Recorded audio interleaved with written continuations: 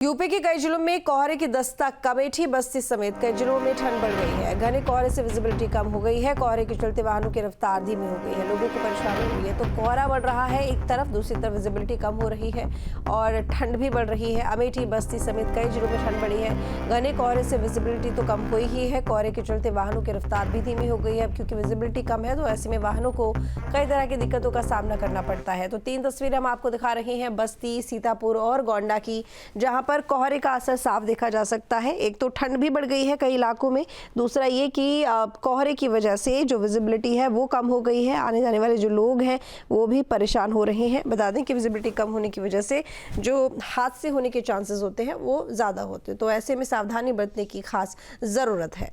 UP के कई जिलों में कोहरे की दस्तक, अमेठी बस्ती समेत कई जिलों में ठंड बढ़ गई है। घने कोहरे से विजिबिलिटी कम हो गई है। कोहरे के चलते वाहनों की रफ्तार धीमी हो गई है, लोगों को परेशानी हुई है। तो कोहरा बढ़ रहा है एक तरफ, दूसरी तरफ विजिबिलिटी कम हो रही है और ठंड भी बढ़ रही है। अमेठी बस्ती समेत कई जिलों में ठंड बढ़ी है। घने कोहरे से विजिबिलिटी तो कम हुई ही है। कोहरे के चलते वाहनों की रफ्तार भी धीमी हो गई है। अब क्योंकि विजिबिलिटी कम है तो ऐसे में वाहनों को कई तरह की दिक्कतों का सामना करना पड़ता है। तो 3 तस्वीरें हम आपको दिखा रहे हैं बस्ती, सीतापुर और गोंडा की, जहां पर कोहरे का असर साफ देखा जा सकता है। एक तो ठंड भी बढ़ गई है कई इलाकों में, दूसरा ये कि कोहरे की वजह से जो विजिबिलिटी है वो कम हो गई है। आने जाने वाले जो लोग हैं वो भी परेशान हो रहे हैं। बता दें कि विजिबिलिटी कम होने की वजह से जो हादसे होने के चांसेस होते हैं वो ज़्यादा होते हैं, तो ऐसे में सावधानी बरतने की खास ज़रूरत है।